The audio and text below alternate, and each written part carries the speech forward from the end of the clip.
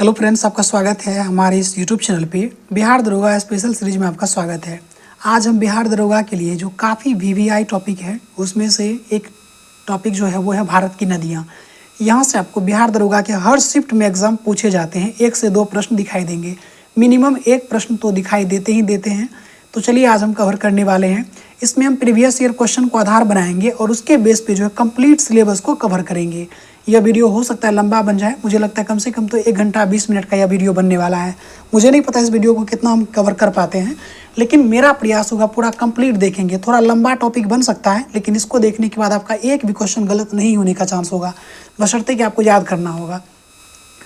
तो पहला ही प्रश्न है कि गंगा डेल्टा का जो सबसे उत्तरी बिंदु कौन सा है। तो देखिए, गंगा डेल्टा का जो सबसे उत्तरी बिंदु है ये जल्दी आपको किताब में नहीं मिलेगा, लुसेंट में भी नहीं है। तो गंगा डेल्टा का जो सबसे उत्तरी बिंदु है वह हो जाएगा फरक्का। गंगा नदी की बात करें तो गंगा नदी की लंबाई कितनी है? 2525 किलोमीटर गंगा नदी की लंबाई है। गंगा नदी के किनारे स्थित भारत में जो सबसे बड़ा नगर है वो कौन सा है? कानपुर है। कानपुर जो है गंगा नदी के किनारे सबसे बड़ा नगर हो जाएगा। आप हमें कमेंट करके बताइए कि बिहार में गंगा नदी की लंबाई कितनी है। ठीक है, कमेंट करके बताइए कि बिहार में जो है गंगा नदी की लंबाई कितनी है, आप कमेंट करके बताइए। और गंगा नदी का जो उद्गम है ये है गंगोत्री, उत्तराखंड की गंगोत्री।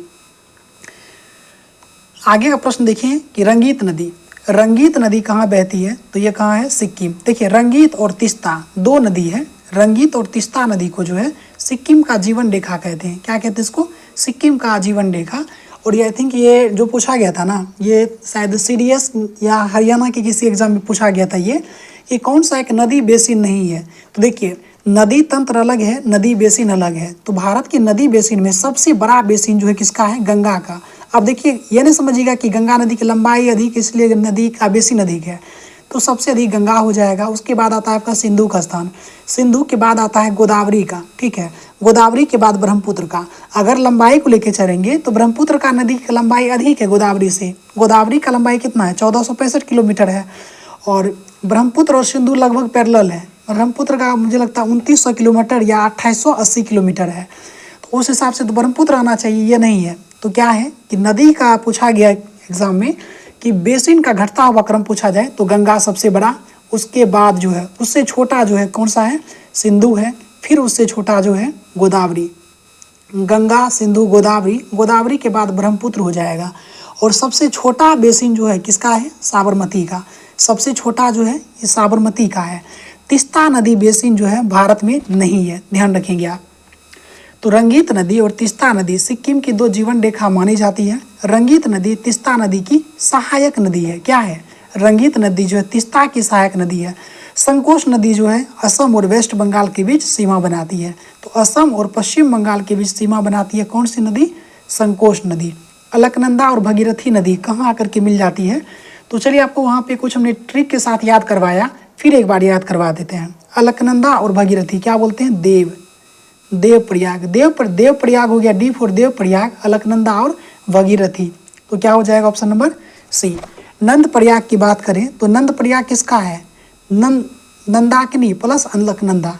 क्या है? नंदप्रयाग जो है नंदाकिनी के साथ अगर अलकनंदा अगर मिल जाता है तो क्या होता है? नंदप्रयाग। रुद्रप्रयाग को RAM याद करेंगे। रुद्रप्रयाग जो है अलकनंदा और मंदाकिनी, अलकनंदा और मंदाकिनी मिलके क्या बनाता है? रुद्रप्रयाग बनाता है। विष्णु प्रयाग की बात करें तो देखिए, विष्णु प्रयाग जो है ये विष्णु गंगा। क्या है? विष्णु प्रयाग जो है विष्णु गंगा और धौली गंगा। जब विष्णु गंगा और धौली गंगा मिल जाता है तो क्या बनाता है? विष्णु प्रयाग। अब यहाँ पे फिर से शुरू करते हैं। अलकनंदा और भगीरथी का जो है संगम कहाँ है? देवप्रयाग में है। अलकनंदा और भगीरथी का संगम क्या हो गया?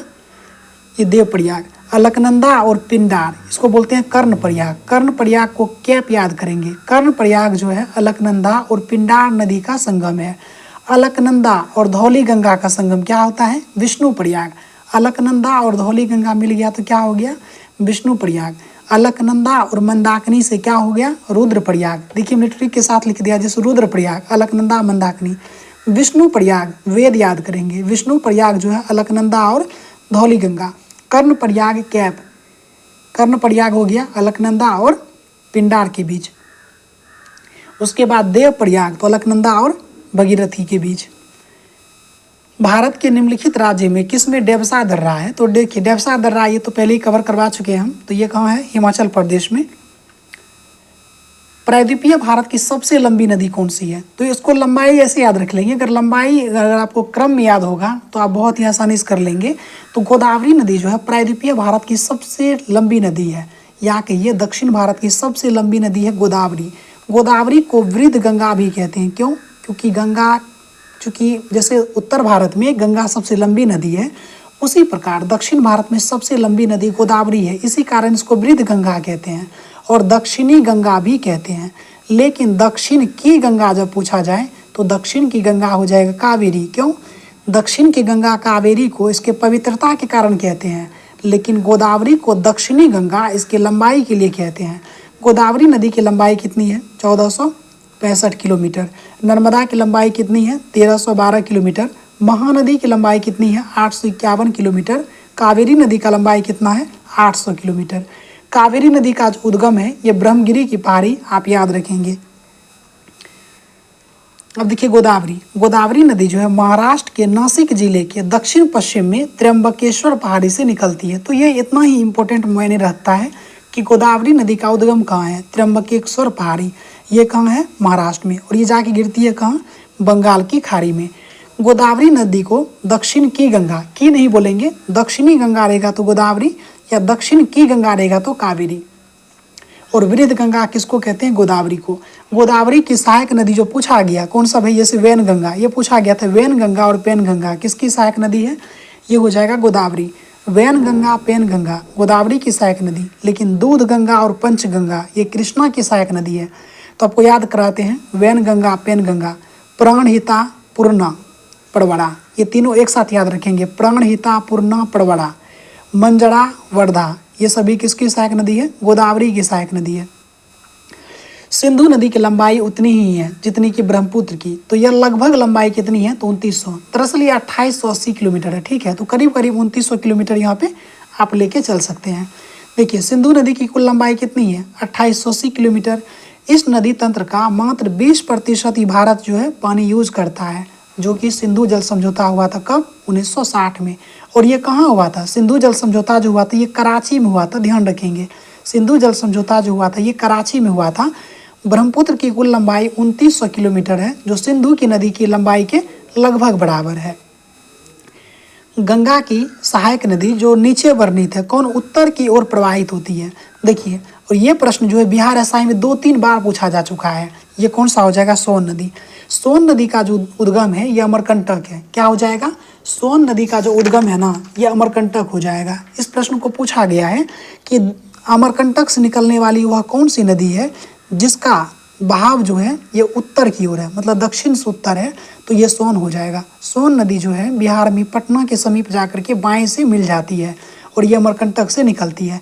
अमरकंटक से नर्मदा नदी निकलती है, सोन निकलती है और तवा नदी भी निकलती है यहाँ से। तो क्वेश्चन को ध्यान रखेंगे, अमरकंटक से 3 नदी निकलती है, एक नर्मदा है, एक सोन है, एक तवा है। इसके साथ एक बेतवा नदी की याद रखेंगे जो उत्तर की ओर ही प्रवाहित होती है। कौन? बेतवा। लेकिन बेतवा का उद्गम जो है ये अमरकंटक नहीं है। अब यहाँ देख लेंगे कि उत्तर की ओर प्रवाहित होने वाली सबसे बड़ी नदी है कौन? सोन। सोन जो है दक्षिण से उत्तर की ओर प्रवाहित होने वाली सबसे बड़ी नदी है। प्रत्यक्षतः यह दक्षिण पठार से होते हुए गंगा में मिल जाती है, तो यानी गंगा की सहायक नदी है। घाघरा, गंडक, गोमती, कोसी बाईं ओर से प्रवाहित होने वाली गंगा की सहायक नदी है।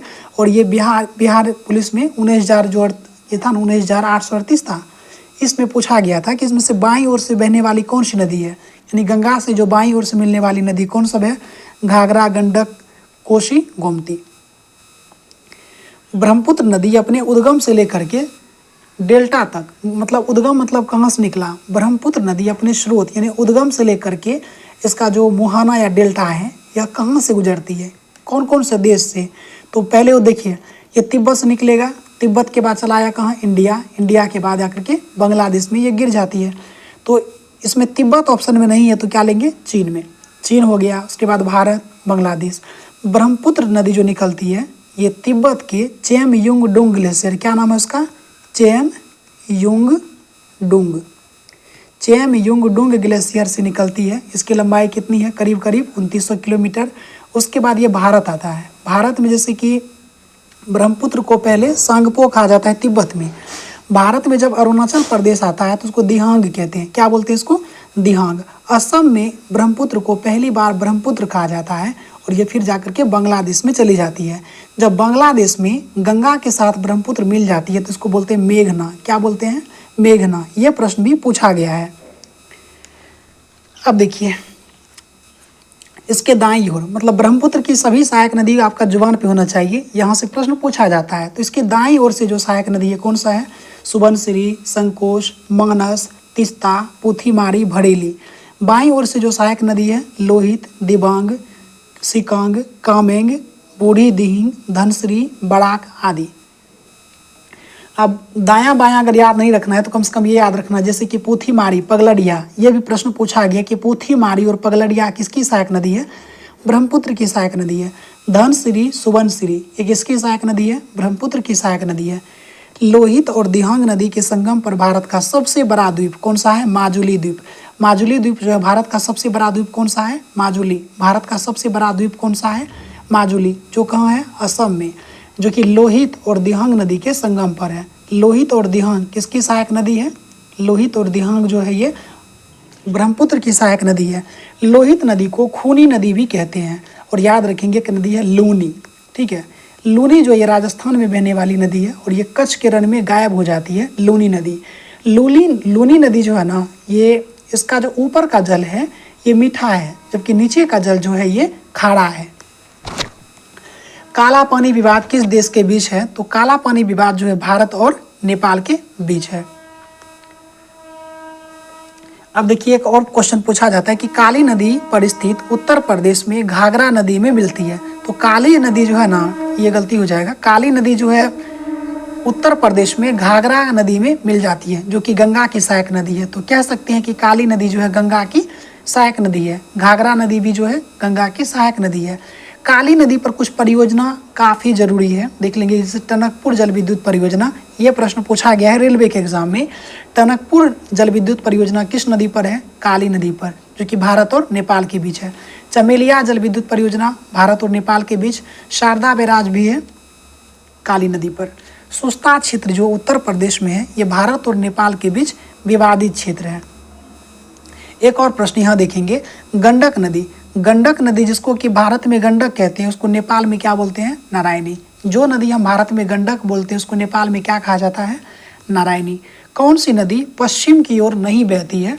देखिए ये हमारा जैसे भारत हो गया, मतलब ये प्रायद्वीप भारत में लेके चल रहा हूँ, ये आपका उत्तर हो गया, इधर ये आपका दक्षिण हो गया। तो इस साइड जो आपका हो गया, जिसमें आपका पश्चिम बंगाल, उड़ीसा, आंध्र प्रदेश, तेलंगाना और इधर तमिलनाडु, ये सब राज्य आपके पूर्वी तट का राज्य है। जबकि इधर आइएगा तो गुजरात है, गोवा है, कर्नाटक है, महाराष्ट्र है, केरल हो जाएगा, कर्नाटक हो गया, ये पश्चिम तट हो गया।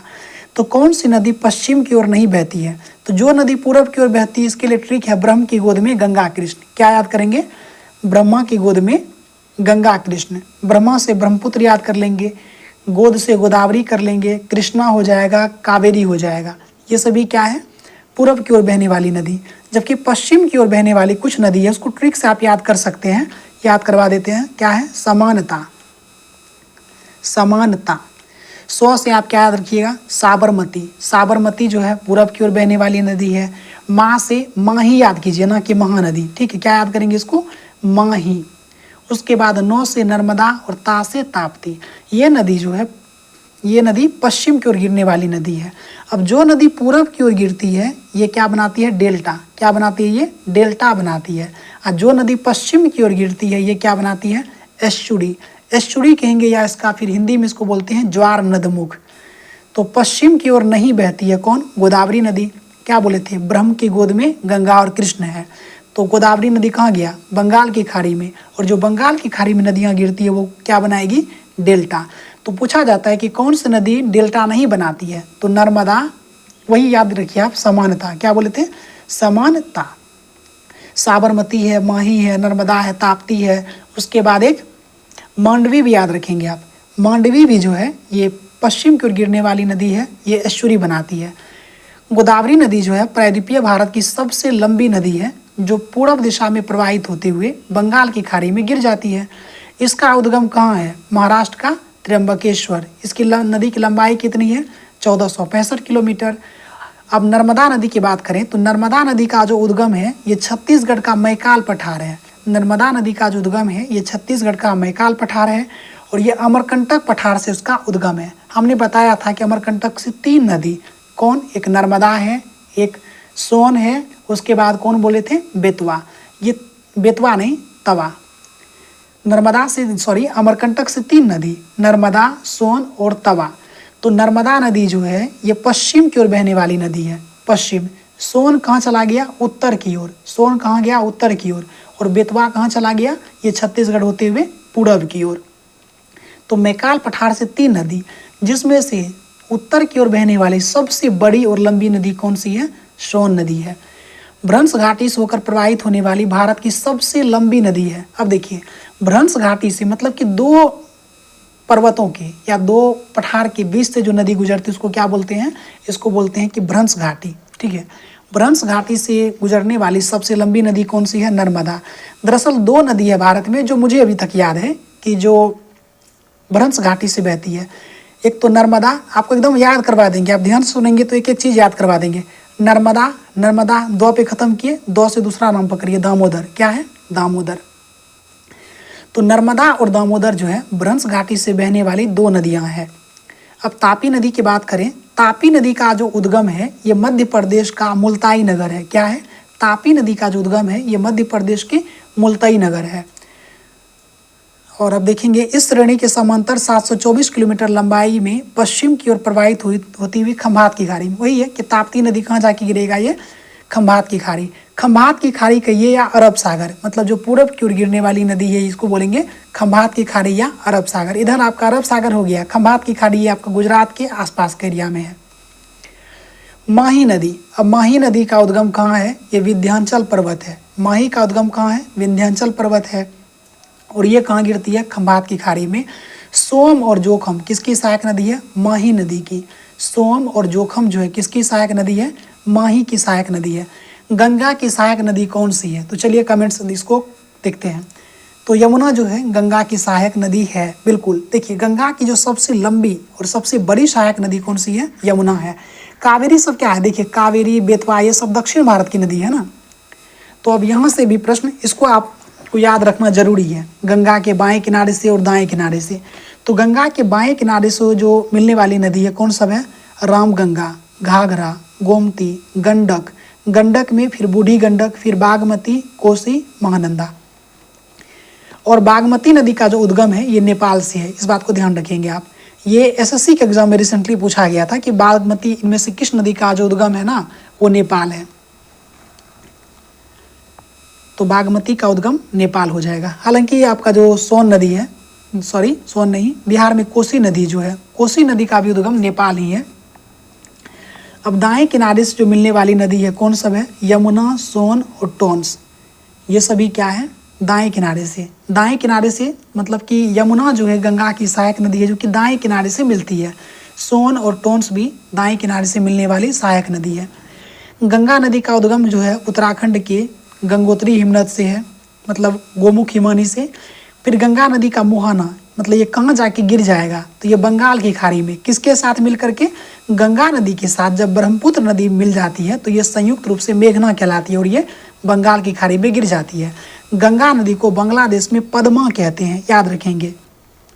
गंगा नदी को 2008 में राष्ट्रीय नदी का दर्जा दिया गया और 2525 किलोमीटर इसकी कुल लंबाई है। तो 25-25 याद डायरेक्ट कीजिए कि गंगा नदी वैसे भी क्या है? शुभ नदी मानते हैं ना हम लोग, कोई भी पूजा होता है तो गंगा जल की बात करते हैं। और 25 क्या है? ये भी हमारा शुभ नंबर है। दान दक्षिणा देना होता है तो 25 रुपये। तो 25-25 आप ऐसे भी याद कर सकते हैं कि गंगा नदी की लंबाई 25-25 किलोमीटर है। भारत की नदी में सबसे बड़ा अपवाह तंत्र कौन सा नदी का है? तो ये गंगा का है। और सबसे बड़ा नदी बेसिन भी किसका है? गंगा का। गंगा के बाद किसका नाम आता है? गंगा के बाद आपका हो गया सिंधु। गंगा के बाद आपका हो गया सिंधु। सिंधु के बाद गोदावरी। गोदावरी के बाद ब्रह्मपुत्र।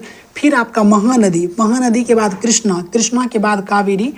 और जबकि सबसे छोटा अगर पूछा जाए कि नदी बेसिन किसका है तो साबरमती का सबसे छोटा नदी बेसिन है। तीस्ता नदी बेसिन भारत में नहीं है, इसको नदी बेसिन नहीं माना जाता है, आप ध्यान रखेंगे इसको। अब देखिए गंगा नदी उत्तर प्रदेश के कुल 28 जिला से और बिहार के कितना 12 जिला से गुजरता है। तो देखिए यहाँ पे काफ़ी अच्छा क्वेश्चन यहाँ पे दिया गया है कि गंगा नदी की लंबाई कितनी है 2525 किलोमीटर, जो उत्तर प्रदेश के 28 जिला और बिहार की 12 जिला से गुजरता है। गंगा नदी के किनारे भारत का जो सबसे बड़ा शहर है वो कौन सा है, कानपुर है।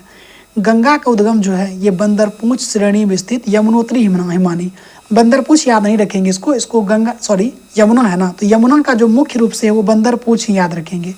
तो यमुना का जो उद्गम है बंदरपूंछ हिमानी से है और गंगा जो यमुना जो है इसका संगम कौन सा है, ये प्रयागराज में है।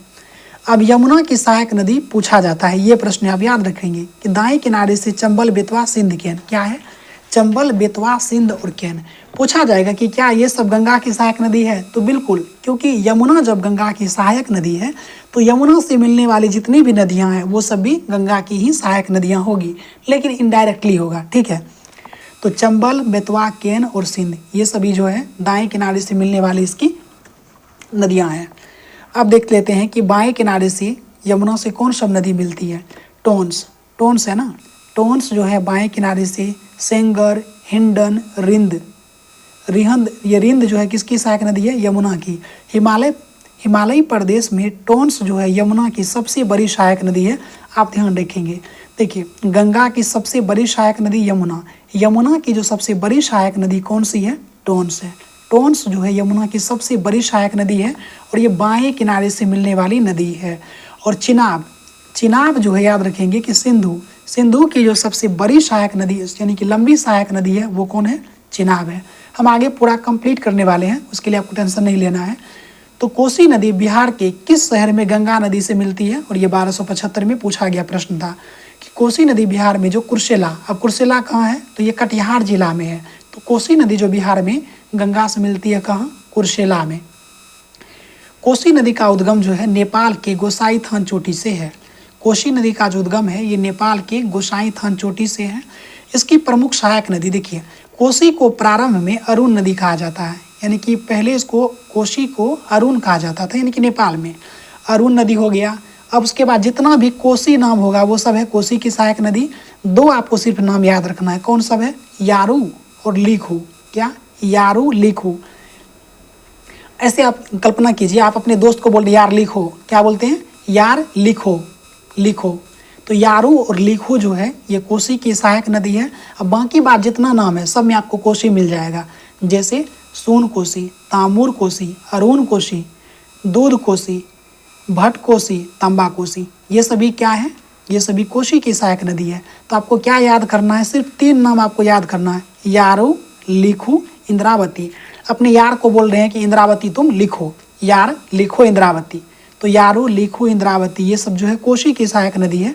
कोसी नदी की लंबाई जो है लगभग 720 किलोमीटर है। कोसी नदी को बिहार का शोक कहते हैं। गंडक को बिहार का शोक किसको बोलते हैं, कोसी को बोलते हैं। जबकि दामोदर की बात करें तो दामोदर को पश्चिम बंगाल का शोक कहते हैं, ठीक है, दामोदर को पश्चिम बंगाल का शोक कहते हैं। कोसी नदी के प्रवाह तंत्र के अंतर्गत जो है ये कोसी, ये दरअसल ये एरिया ही कोसी रीजन कहलाता है। किसमें, सहरसा, सुपौल, मधेपुरा, पूर्णिया, किशनगंज, इन सभी को क्या बोलते हैं, कोसी रीजन कहा जाता है, क्योंकि कोसी नदी का प्रवाह तंत्र सबसे अधिक इसी क्षेत्र में है, सहरसा, सुपौल, मधेपुरा, पूर्णिया, किशनगंज। कोसी परियोजना जो है 1953 में प्रारंभ की गई और ये 1965 में बनकर तैयार हो गई। कोसी परियोजना भारत और नेपाल की संयुक्त परियोजना है। अब देखिए सिल्क सिटी किसको कहते हैं, भागलपुर। ये भी प्रश्न जो है एग्जीक्यूटिव असिस्टेंट का जो एग्जाम हुआ था उसमें भी पूछा गया था, बिहार पुलिस में भी कई बार पूछा जा चुका है कि सिल्क सिटी किसको कहते हैं, तो भागलपुर को बिहार का सिल्क सिटी कहते हैं। पूर्णिया, कटिहार, सहरसा जिला जो है जूट उद्योग के लिए प्रसिद्ध है, जूट उद्योग के लिए। बिहार का सुपौल जिला जो है पहला कचरा मुक्त शहर बना था।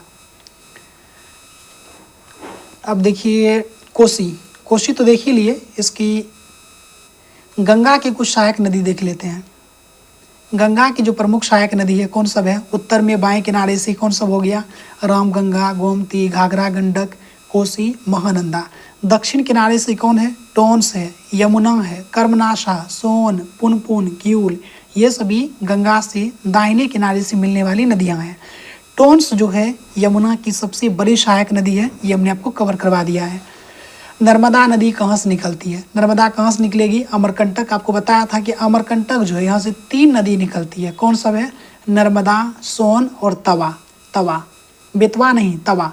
हालांकि बेतवा और सोन ये 2 नदी है जो उत्तर की ओर बहने वाली नदी है। उत्तर की ओर बहने वाली नदियों में सबसे बड़ी और लंबी अगर पूछा जाएगा तो कौन हो जाएगा?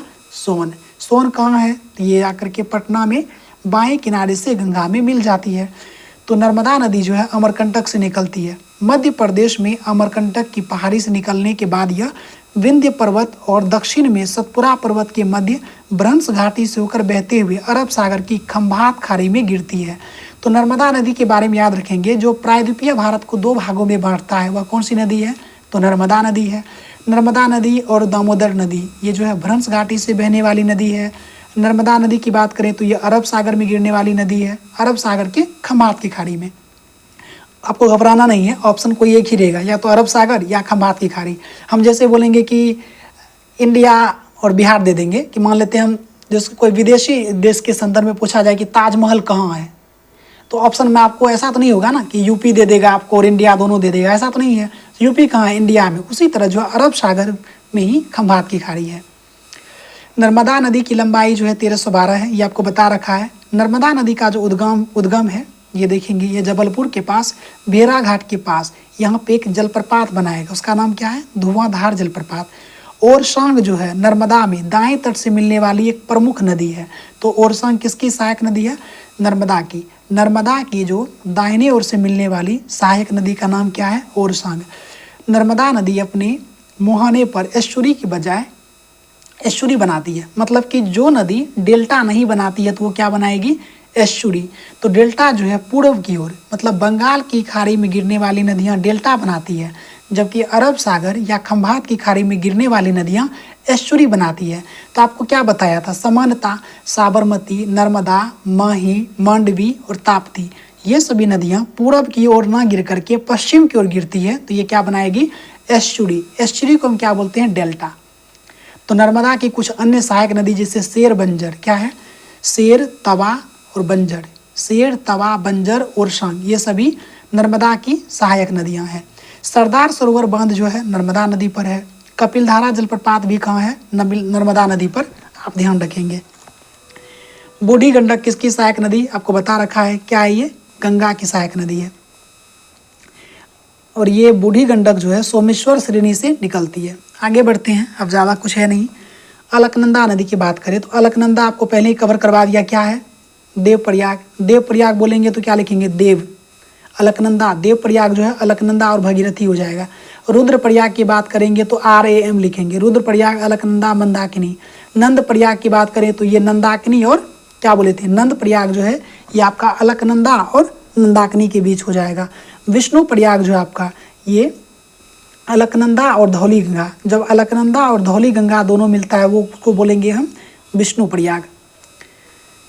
सतलज, चिनाब, रावी निम्न में से किसकी सहायक नदी है? सिंधु। देखिए सिंधु की सतलज सहायक, देखिए सिंधु का है झेलम, चिनाब, रावी, व्यास, सतलज, इन सभी को एक साथ याद रखेंगे। सिंधु की जो सहायक नदी है क्या है? झेलम है, रावी है, रावी, रावी, तो रावी से रावी और व्यास दोनों हो जाएगा। रावी, व्यास, झेलम, चिनाब, ये सभी जो है किसकी सहायक नदी है? सिंधु की। सिंधु की जो सबसे बड़ी सहायक नदी है चिनाब है। सतलज, चिनाब, रावी सिंधु की सहायक नदी है। ब्रह्मपुत्र में बता रखे हैं दिबांग है, कामेंग है, मानस है, तिस्ता है, लोहित, सुबनसिरी, धनसिरी, धरला। धरला भी किसकी सहायक नदी है? ब्रह्मपुत्र की सहायक नदी है। कावेरी में याद रखेंगे, कावेरी का हम जो रिदम में याद करवाते हैं उस रिदम को पकड़ने का कोशिश कीजिए। कावेरी में क्या याद रखेंगे? हेमावती, अमरावती, अर्कावती। क्या करेंगे? हेमावती, अमरावती, अर्कावती, भवानी, नोय्यल। क्या नाम है? एक नोय्यल है, भवानी है और काबिनी। काबिनी। तो जो कावेरी की सहायक नदी है वो कौन सा हो जाएगा? हेमावती, अमरावती, अर्कावती, नोय्यल, भवानी ये सभी जो है कावेरी की सहायक नदी है। गंगा नदी की सहायक नदी में यमुना, गंडक, बूढ़ी गंडक, महानंदा आदि आती है। निम्नलिखित में कौन सा शहर जो है यमुना नदी के किनारे स्थित नहीं है? तो हरिद्वार। हरिद्वार जो है गंगा नदी के किनारे है, आपको याद होगा। अब कुछ देख लेंगे गंगा नदी पर स्थित भारतीय शहर क्या बताए थे। उत्तर प्रदेश के 28 जिले से गंगा नदी बहती है और जब बिहार के 12 जिले से। और उत्तर प्रदेश में सबसे बड़ा नगर हो गया कानपुर, जो कि गंगा नदी के तट पर है। तो अब कुछ नदी और उसके किनारे बसे शहर को हम संक्षिप्त में देखते हैं, हालांकि हमने इसको पहले ही कवर कर रखा है, बता रखा है। यमुना नदी के किनारे कौन सब है? मथुरा है, दिल्ली और आगरा।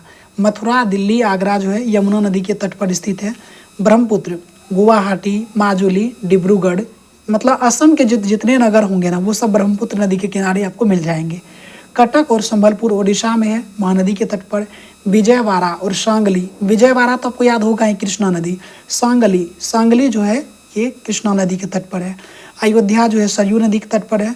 लखनऊ, जौनपुर, सुल्तानपुर ये सभी गोमती नदी के किनारे है। लखनऊ, जौनपुर, सुल्तानपुर, गोमती। कोटा और ग्वालियर जो है चंबल नदी के किनारे। साबरमती नदी के किनारे हो जाएगा अहमदाबाद और गांधीनगर।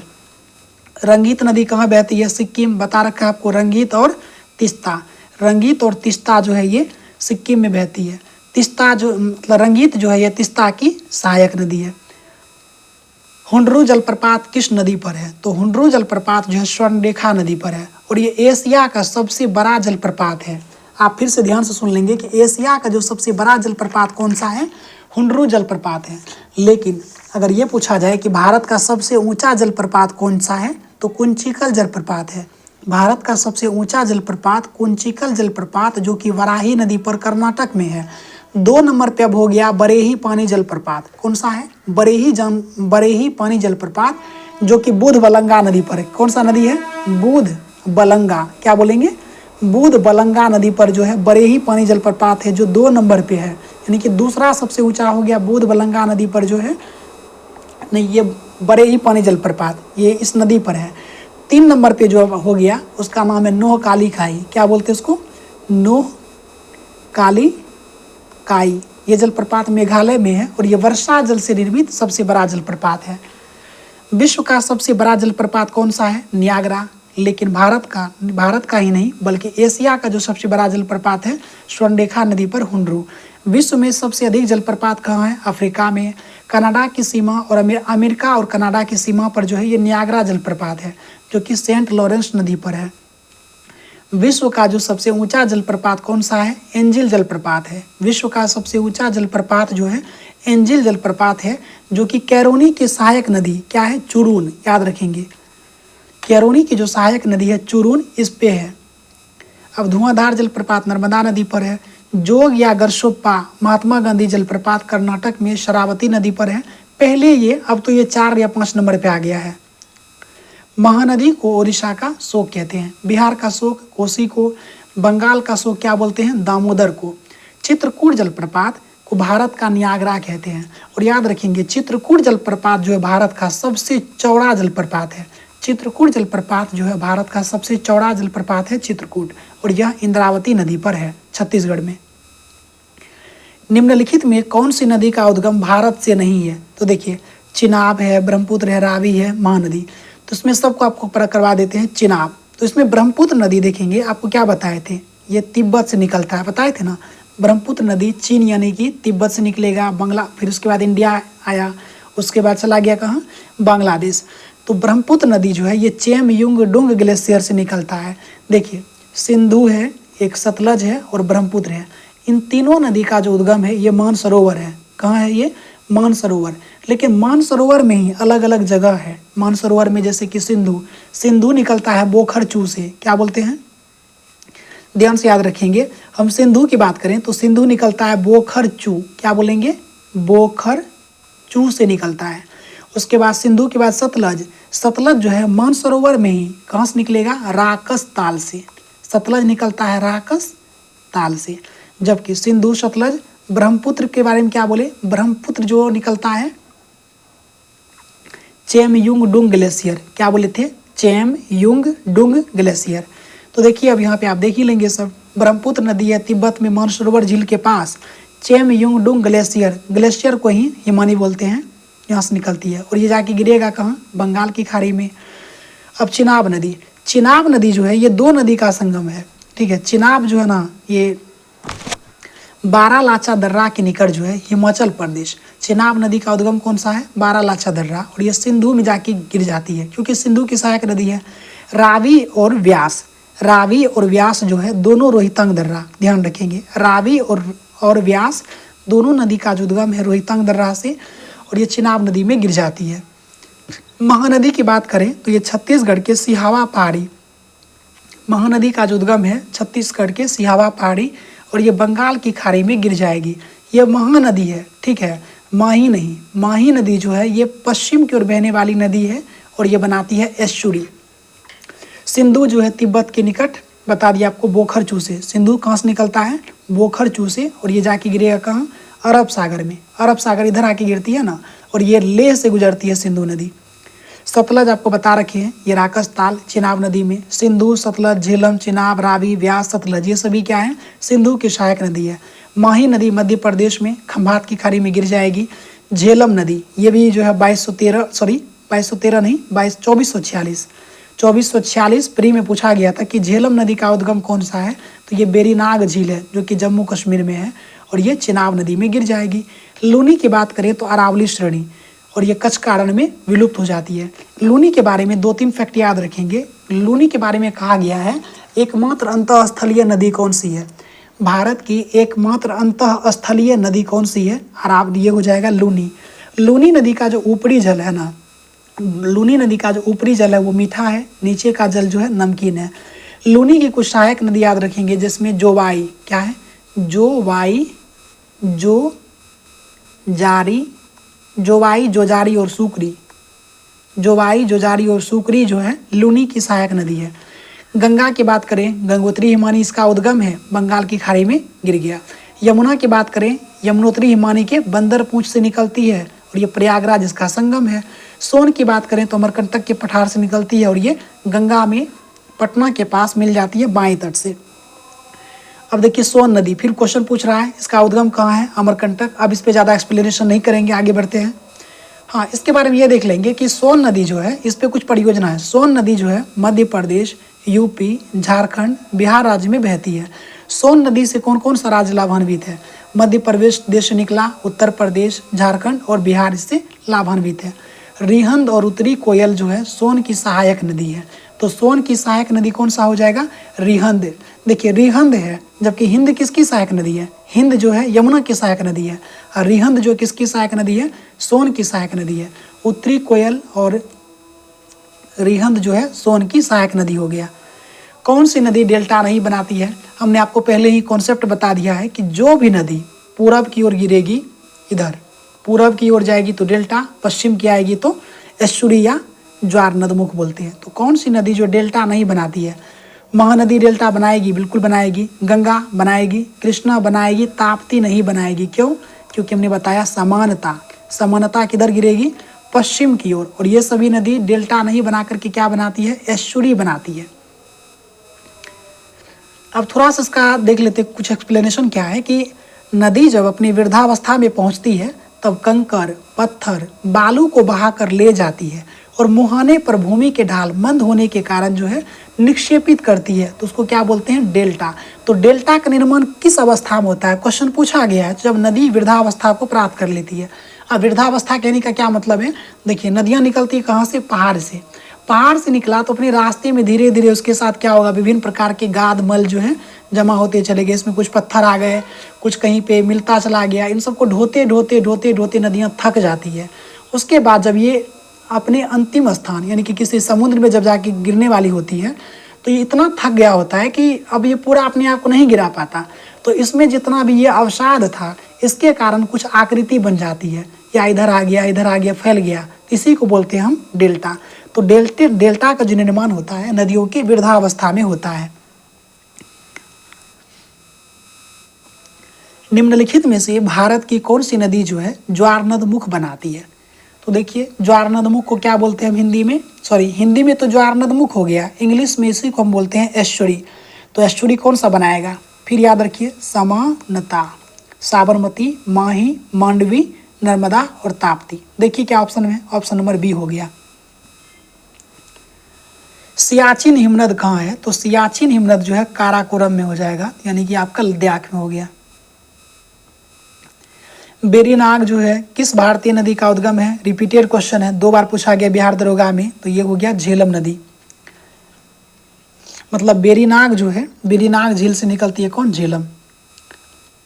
चिनाब का पुराना नाम क्या है? अस्किनी। चिनाब का जो है पुराना नाम क्या है? अस्किनी। अब देखिए यहाँ पे कुछ सहायक नदियाँ हैं, बहुत अच्छे तरीके से कंप्लीट कर लेने वाले हैं। कावेरी, हमने क्या बताया था कावेरी का? हेमावती, अमरावती, अर्कावती, सिमसा, नोयल, भवानी, ये सब बताए थे ना। तो देखिए कावेरी का हो गया हेमावती।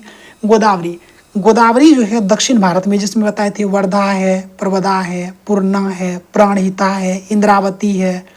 तो इसमें देखिए गोदावरी में कहाँ आया? तो मालप्रभा। मालप्रभा घाट प्रभा किसकी सहायक नदी है? ये गोदावरी की है। महानदी की बात करें तो महानदी का जैसे ये मांड जो है ये महानदी की सहायक नदी है। उसके बाद कृष्णा, कृष्णा की सहायक नदी कौन सा हो गया? हेमावती। हेमावती नहीं, गलती हो गया, कृष्णा का हो जाएगा मूसी। कावेरी का हेमावती हो गया ना। तो कृष्णा की सहायक नदी मूसी है। मूसी कृष्णा की सहायक नदी है। कावेरी नदी का जो उद्गम है ब्रह्मगिरी की पहाड़ी, कहाँ? कर्नाटक में। इसकी सहायक नदी कावेरी में क्या बताए थे? हेमावती। फिर एक बार करते हैं, हेमावती, अमरावती, अर्कावती, सिमसा, नोयल, इधर है भवानी है, उसके बाद नोयल है, काबिनी है, लोकपावनी, हेरंगी, लक्ष्मण तीर्थ। तो यहाँ पे 2 नया नाम जो हमें देखने को मिला, इसको फिर से एक बार याद कर लेते हैं। कौन सब? एक हेरंगी, लक्ष्मण तीर्थ। लक्ष्मण जी जो गए थे कहाँ गए थे? हिरण मारने के लिए गए थे ना भगवान राम, तो उसके पीछे ढूंढने के लिए गए थे। तो हेरंगी, हेरने के लिए मतलब ढूंढने के लिए गए। लक्ष्मण तीर्थ, हेरंगी, लोक पावनी, ये सभी जो है किसकी सहायक नदी है? कावेरी की सहायक नदी है। कावेरी नदी पर देखेंगे कि शिव समुद्रम नामक जलप्रपात है। गोदावरी नदी जो है पश्चिमी घाट की, नासिक, मतलब कि गोदावरी नदी का उद्गम कह सकते हैं पश्चिमी घाट। पश्चिमी घाट में जो है त्र्यंबकेश्वर की पहाड़ी से निकलती है गोदावरी। गोदावरी की जो सहायक नदी है प्राणहिता, पूर्णा, इंद्रावती, मंजिरा, पेनगंगा, वैनगंगा, दूध गंगा। देखिए दूध गंगा जो है ना ये कृष्णा की सहायक नदी है। दूध गंगा और पंचगंगा कृष्णा की सहायक नदी है, लेकिन दूधना किसकी सहायक नदी है? गोदावरी की सहायक नदी है। मंजिरा गोदावरी की सहायक नदी है। प्रायद्वीपीय भारत की सबसे लंबी नदी है गोदावरी, कर चुके हैं, अब ज़्यादा इसमें बहस नहीं करना है। प्रायद्वीपीय भारत की दूसरी सबसे बड़ी नदी कृष्णा, क्यों? इसकी लंबाई है 1401 किलोमीटर। अब कृष्णा की सहायक नदी देखेंगे तुंगभद्रा, भीमा, कोयना, यरला, वरना, पंचगंगा, दूधगंगा, घाटप्रभा, मालप्रभा, मूसी, ये सभी जो कृष्णा की सहायक नदी है। महानदी का जो उद्गम है ये सिहावा है। महानदी का जो उद्गम है ये सिहावा। और हाल में ही आज से 3 दिन पहले जो एग्ज़ाम हुआ था, ये बिहार में कोई ऑफिस अटेंडेंट का एग्ज़ाम हुआ है, तो उसमें ये पूछा गया प्रश्न था इनमें से किसका उद्गम जो है अमरकंटक से नहीं है। तो ये इसमें सिहावा मतलब महानदी दिया था। तो क्या बताया? तो उसमें नर्मदा है, सोन है और तवा, ये 3 ही सहायक नदी है जो कि अमरकंटक से निकलती है। महानदी का जो उद्गम है सिहावा है, जो कि छत्तीसगढ़ का। महानदी की लंबाई 851 किलोमीटर है। इसकी सहायक नदी देखेंगे मंड, डूब, जोंक, ईव, तेल। इसकी जो 5-6 सहायक नदी मुझे याद है, जिसमें मंड, डूब, मंड, जोंक, ईव और तेल है। क्या? ईव, जोंक, तेल, शिवनाथ, हंसदेव, ये सभी जो है किसकी सहायक नदी है? महानदी की सहायक नदी है। भारत का राष्ट्रीय जलीय जीव कौन सा है? तो ये गैंगटिक डॉल्फिन है। कब इसको घोषित किया गया? 2008 में जब बिहार में बाढ़ आया उसके बाद। तो 2008 में गंगा को क्या किया? राष्ट्रीय नदी का दर्जा दिया। 1 साल के बाद 5 अक्टूबर 2009 को डॉल्फिन को राष्ट्रीय जलीय जीव घोषित किया गया। भारतीय वन्यजीव संरक्षण अधिनियम कब आया? 1972 में। अनुसूची 1 में इसको गंगा डॉल्फिन को शिकार करना प्रतिबंधित किया गया। गंगा का डॉल्फिन जो है ये नेत्रहीन है, ये देख नहीं सकती, ठीक है। IUCN का फुल फॉर्म क्या होता है? International union for conservation of nature. Asia का पहला डॉल्फिन अनुसंधान केंद्र कहाँ है? तो ये पटना में स्थापित किया गया। राष्ट्रीय स्वच्छ गंगा मिशन जो है प्रतिवर्ष 5 अक्टूबर को गंगा डॉल्फिन दिवस के रूप में मनाया जाता है। तो 5 अक्टूबर 2009 को गंगा डॉल्फिन को राष्ट्रीय जलीय जीव घोषित किया गया। पाक जलडमरू मध्य क्या है? भारत तो श्रीलंका के बीच है, तो देखिए ऑप्शन नंबर सी हो जाएगा। भारत रहेगा तो ठीक है, नहीं तो क्या रहेगा? तमिलनाडु और श्रीलंका के बीच। सतलज, चिनाब, रावी किसकी सहायक नदी है? हमने पहले ही कवर करवा दिया है। सिंधु। सिंधु की सहायक नदी कौन सब है? सिंधु का है सिंधु, झेलम, चिनाब, रावी, व्यास, सतलज। सिंधु की सहायक नदी कौन सा है? झेलम, चिनाब, रावी, व्यास, सतलज। तो सिंधु की सहायक नदी हो गया। ब्रह्मपुत्र की सहायक नदी एक बार फिर से रिवीजन करते, दिबांग, कामेंग, लोहित, मानस, तिस्ता, स्वर्णश्री, धनश्री, यारला होगा, धरला होगा, दिहांग है। पुथीमारी, पगलडिया भी ये ब्रह्मपुत्र की ही सहायक नदी है। लोहित भी ब्रह्मपुत्र की ही सहायक नदी है। कावेरी का हेमावती, अमरावती, अर्कावती, सिमसा, नोयल, भवानी, लक्ष्मण तीर्थ और हिरंगी। हमने भी याद किया था वहाँ पे, लक्ष्मण तीर्थ और हिरंगी। गंगा नदी की सहायक नदी है यमुना, गंडक, बूढ़ी गंडक, महानंदा इत्यादि। अब स्वेज नौ परिवहन, हालांकि ये विश्व का है तो फिर भी देख लेते एक बार। स्वेज नौ परिवहन जो है ये भूमध्य सागर को लाल सागर, स्वेज नहर में क्या हुआ जाकर के आदमी भूल गया, क्या हुआ? भूल गया। तो मैंने सही याद किया, स्वेज नहर में जाके क्या हुआ? भूल गए। तो भूमध्य सागर को लाल सागर से जोड़ती है ये। स्वेज नहर जो है 1869 में नौ परिवहन के लिए खोला गया और ये भूमध्य सागर को सीधे लाल सागर से जोड़ती है और यह अफ्रीका को एशिया महाद्वीप से अलग करती है। स्वेज नहर जो है एशिया को अफ्रीका से अलग करती है और यह एशिया और यूरोप के बीच छोटा सा समुद्री मार्ग देता है। तो एशिया और यूरोप के बीच जो है समुद्री मार्ग देता है कौन? स्वेज नहर। एशिया को अफ्रीका से अलग कौन करता है? स्वेज नहर। अब स्वेज नहर का जो राष्ट्रीयकरण किया गया था 1956 में मिस्र के द्वारा, लेकिन स्वेज नहर का निर्माण खोला गया कब? 1869 में। स्वेज नहर के दक्षिणी छोर पर पोर्ट स्वेज है और उत्तरी छोर पर जो है पोर्ट सईद है, याद रखेंगे। स्वेज नहर का दक्षिणी छोर पे क्या है? दक्षिणी छोर पे पोर्ट स्वेज, दक्षिणी, और जबकि उत्तरी छोर पर कौन हो जाएगा? ये होगा सईद। प्रशांत महासागर में 3-4 फैक्ट हम देखेंगे कि यह सबसे बड़ा महासागर है प्रशांत। उसके बाद महासागरों में सर्वाधिक गहरा कौन सा है? प्रशांत महासागर। एशिया महाद्वीप में फिलीपींस द्वीप के समीप विश्व का सबसे गहरा महासागरीय गर्त कहाँ है? मेरियाना गर्त। मेरियाना गर्त भी कहाँ है? प्रशांत महासागर में। और इसकी आकृति जो है त्रिभुजाकार है। क्षेत्रफल संपूर्ण स्थल क्षेत्रफल से अधिक है इसका। अब यहाँ पे यहाँ पे इसको देख लेते हैं। यहाँ से क्वेश्चन पूछा जाता है कि मेरियाना गर्त, मेरियाना गर्त कहाँ है? प्रशांत महासागर में। टोंगा कहाँ है? प्रशांत में। मेरियाना, मिंडनाओ और टोंगा ये तीनों कहाँ है? प्रशांत महासागर में। कौन सब? मेरियाना, मिंडनाओ, टोंगा प्रशांत महासागर में। प्यूर्टो रिको जो है अटलांटिक महासागर में है। प्यूर्टो रिको कहाँ है? अटलांटिक महासागर में। रोम से जो है दक्षिणी अटलांटिक महासागर में और प्यूर्टो रिको कहाँ है? अटलांटिक महासागर में। सुंडा गर्त जो है हिंद महासागर में है। अब देखिए हमने पूरा का पूरा प्रीवियस ईयर क्वेश्चन देख लिया है। अब यहाँ से अब हम पढ़ने वाले हैं इसका पूरा कंप्लीट चैप्टर देख लेते हैं। भारत की नदी ये लूसेंट से है, काफ़ी एक्स्ट्रा फैक्ट भी हमने लिखा है वो आपको एक साथ कवर करवा देंगे। तो चलिए अब हम चैप्टर वाइज शुरू करते हैं। एक तरफ से हमने पहले ही कवर करवा दिया, अब मोटे तौर पे यहाँ देखेंगे एकदम कंप्लीट हो जाएगा।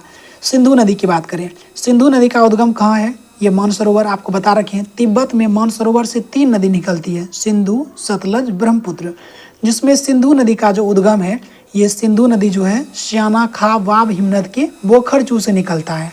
सतलज निकलता है राकसताल से। ब्रह्मपुत्र निकलता है चेमयुंग डुंग ग्लेशियर से। तो सिंधु नदी जो है भारत में इसकी लंबाई कितनी है? 1114 किलोमीटर सिंधु की भारत में लंबाई है। ओवरऑल जो सिंधु की लंबाई है कितनी है? 2880। चूँकि अब ये पश्चिम की ओर गिरने वाली नदी है तो ये अरब सागर में मिलती है। इसकी कुछ सहायक नदी कौन सब है? जैसे हुंजा, सिगार, श्योक, गिलगित, गेसिंग, द्रास, उसके बाद सतलज, रावी, चिनाब, व्यास, झेलम, ये सब तो है ही। सिंधु की जो ये सहायक नदी ये आपको याद हो जाएगा बहुत आसानी से। कौन सा? जैसे सिंधु का हो जाएगा झेलम, चिनाब, रावी, व्यास, सतलज। इसके अतिरिक्त जो सिंधु की सहायक नदी है जांस्कर, जांस्कर किसकी सहायक नदी है? सिंधु की। श्योक किसकी सहायक नदी है? सिंधु की। गिलगिट, हुंजा, सिगार, गिलगिट है, हुंजा है, सिगार है। नुब्रा, नुब्रा सिंधु की सहायक नदी है। गेसिंग, द्रास किसकी सहायक नदी है? सिंधु की। अब बात करते हैं झेलम। झेलम का जो उद्गम है ये कश्मीर के शेषनाग झील से है। यहाँ पे श्रीनगर में शिकारा या बजरे चलाए जाते हैं। यह प्रश्न पूछा नहीं गया है, तो झेलम नदी देख लेंगे। झेलम का जो उद्गम है ये हो जाएगा शेषनाग झील से। अब आपको क्या बताए थे? रावी और व्यास। रावी और व्यास दोनों का उद्गम जो है हिमाचल प्रदेश के रोहतांग से। रावी और व्यास दोनों का ये जो उद्गम है हिमाचल प्रदेश के रोहतांग दर्रे से।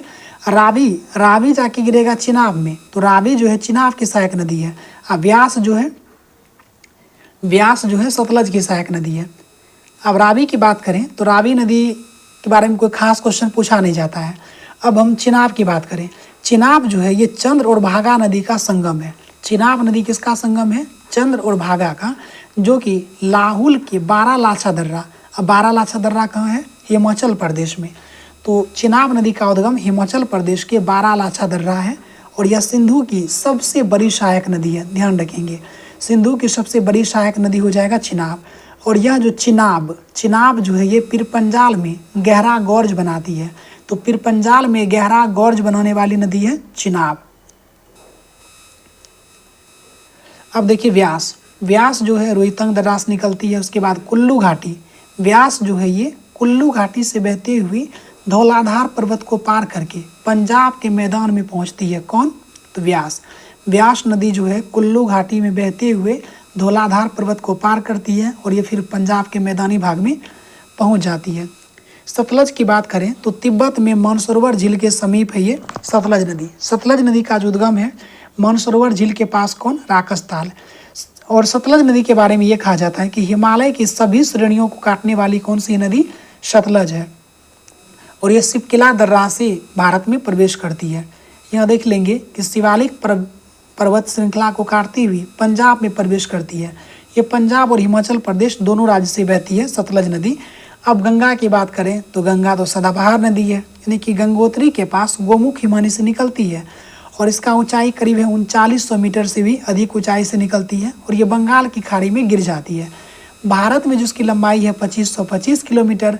अब गंगा की जो सहायक नदी है भगीरथी और अलकनंदा नदियों का सम्मिलित नाम है। यानी कि गंगा कैसे बना है? जब भगीरथी और अलकनंदा एक साथ मिलती है तो क्या हो गया? गंगा। गंगा कहाँ पे?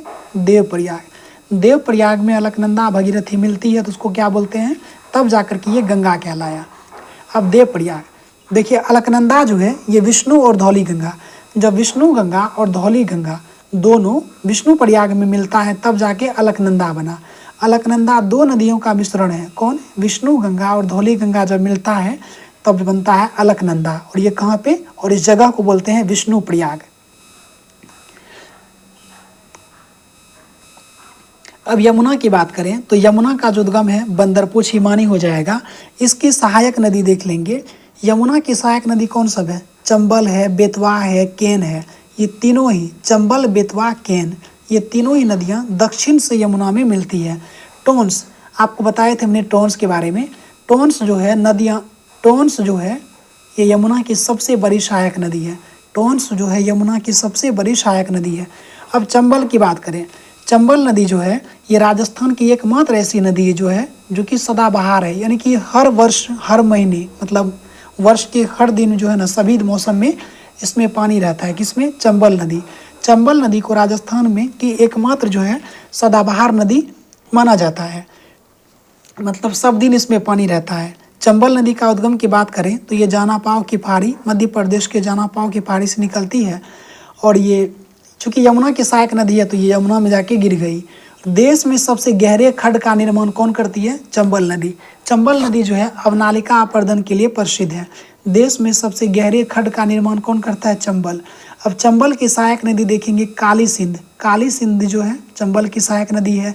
पार्वती है, सिप्ता है, बनास, कुरल, बामनी, मेज। कौन सब है? पार्वती, सिप्ता, बनास, कुरल, बामनी, मेज और काली सिंध। काली सिंध किसकी सहायक नदी? चंबल की। अब रामगंगा की बात करें, रामगंगा रामगंगा ये नैनीताल के समीप मुख्य हिमालय श्रेणी से निकलती है।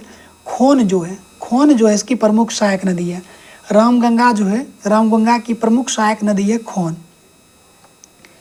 अब देखिए शारदा नदी के बारे में 3-4 नाम आता है। शारदा नदी को काली नदी भी कहते हैं, महाकाली नदी भी कहते हैं और गौरी गंगा भी कहते हैं। शारदा नदी को गौरी गंगा, काली गंगा, महाकाली भी कहते हैं। और ये हिमालय का मिलाम हिमनद से निकलता है। ये कहाँ से?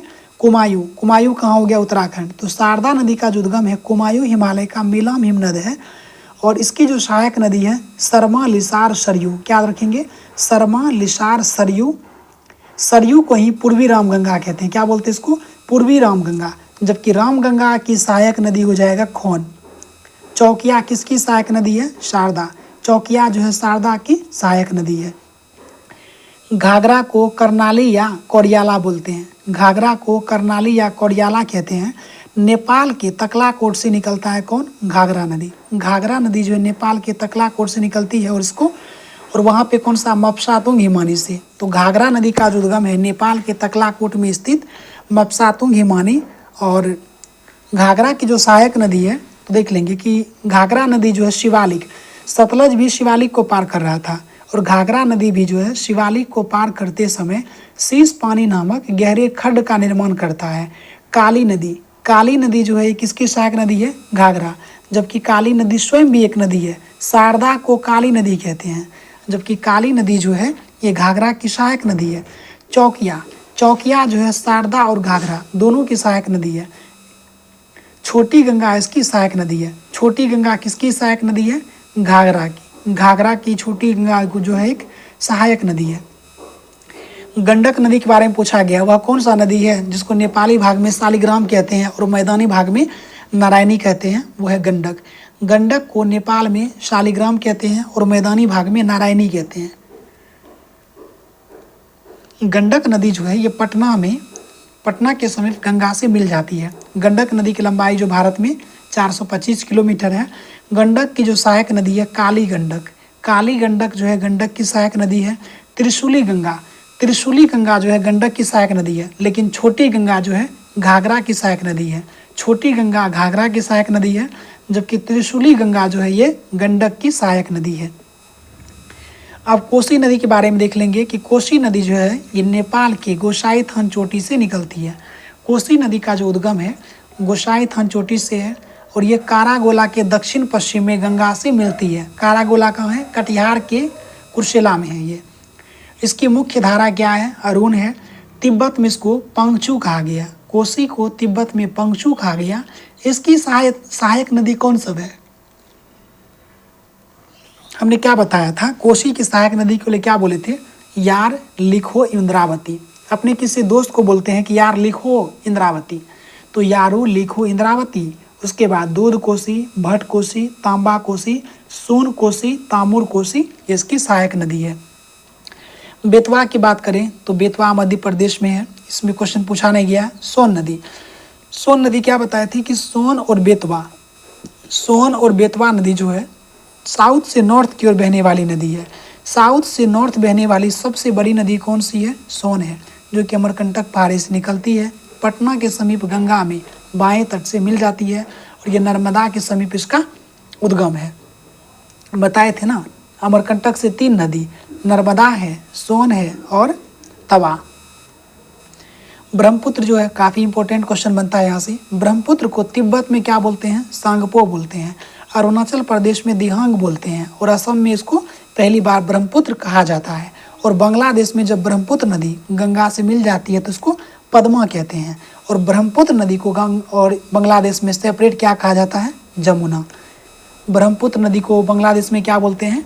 जमुना। गंगा को क्या बोलते हैं? पद्मा। और ये तिब्बत के मानसरोवर झील के पास स्थित चेमयुंगडोंग ग्लेशियर से निकलती है। देखिए, सिंधु, सतलज और ब्रह्मपुत्र, इन तीनों नदी को जो है पूर्ववर्ती नदी माना जाता है। सिंधु, सतलज, ब्रह्मपुत्र को पूर्ववर्ती नदी या हिमालय पार की नदी कहते हैं इसको। सिंधु नदी के बारे में देख लेंगे क्या एक्स्ट्रा फैक्ट है कि भारत में इसकी लंबाई कितनी है? मात्र 916 किलोमीटर है। तो सिंधु नदी की लंबाई जो भारत में है 916 किलोमीटर है। इसकी प्रमुख सहायक नदी कौन सब है? दिबांग, कामेंग, लोहित, सुबनसिरी, धनसिरी, कलंग, संकोश, बूढ़ी दिहिंग, तिस्ता बांग्लादेश में, पुथीमारी, पगलडिया, धनसिरी, ये सभी जो है ब्रह्मपुत्र की सहायक नदी है। नर्मदा नदी की बात करें तो नर्मदा नदी विंध्य और सतपुरा पर्वत के बीच है, यानी कह सकते हैं कि दक्षिण पठार को दो भागों में बांटने वाली नदी कौन सी है? नर्मदा। दक्षिण पठार को दो भागों में बांटती है कौन नदी? नर्मदा। नर्मदा जो है विंध्य और सतपुरा के बीच से बहती है। नर्मदा नदी जो है विंध्याचल पर्वत श्रृंखला में अमरकंटक से निकलती है, करवा रखे हमने। और ये कहाँ गिरती है? खंभात की खाड़ी में। खंभात की खाड़ी में गिरा, इसका मतलब ये एस्चुरी बनाई। नर्मदा जो है डेल्टा के बजाय क्या बनाती है? एस्चुरी बनाती है। और ये विभ्रंश से होकर बहने वाली नदी है। विभ्रंश घाटी से बहने वाली कौन सी नदी है? नर्मदा दामोदर। ताप्ती की बात करें, ताप्ती जो है ये मध्य प्रदेश के मुल्ताई नगर से निकलती है। ताप्ती नदी जो है मध्य प्रदेश के मुल्ताई से निकलती है और ये खंभात की खाड़ी में गिर जाती है। और ताप्ती नदी जो है डेल्टा के बजाय एस्चुरी बनाती है। पूर्णा, पूर्णा किसकी सहायक नदी है? ताप्ती की भी सहायक नदी है पूर्णा। पूर्णा जो है ताप्ती की भी और गोदावरी की भी सहायक नदी है। महानदी की बात करें तो महानदी जो है ये छत्तीसगढ़ के सिहावा से इसका उद्गम है। महानदी का जो उद्गम है छत्तीसगढ़ के सिहावा से, और ये बंगाल की खाड़ी में गिरेगा तो इसका मतलब ये डेल्टा बनाया। तो इसकी महानदी की जो सहायक नदी है वैतरणी और ब्राह्मणी। महानदी है ना, तो महान है, तो महान कौन हो गया? जैसे ब्राह्मणी और वैतरणी। वैतरणी और ब्राह्मणी किसकी सहायक नदी है? महानदी की। क्षिप्रा की बात करें, देखिए क्षिप्रा जो है ये चंबल की सहायक नदी है, आप ध्यान रखेंगे। और ये काकरी बर्डी नामक पहाड़ी से निकलती है और ये चंबल नदी में गिर जाती है। हमने बताया कि चंबल की जो सहायक नदी है क्षिप्रा है, तो इंदौर के काकरी बर्डी से क्षिप्रा नदी निकलती है और चंबल में जाके गिर जाएगी। क्षिप्रा के ऊपर जो है ये खास क्वेश्चन बनता है कि उज्जैन का जो महाकालेश्वर मंदिर है ये कहाँ है? तो उज्जैन का महाकालेश्वर मंदिर मध्य प्रदेश में है और ये क्षिप्रा नदी के तट पर है। यहाँ पर प्रति 12 वर्ष पे क्या होता है? कुंभ मेला लगता है। माही नदी की बात करें तो माही नदी जो है ये मध्य प्रदेश के अमझौरा हिमनद से निकलती है। माही नदी जो है मध्य प्रदेश के अमझौरा में स्थित मेहद झील से निकलती है।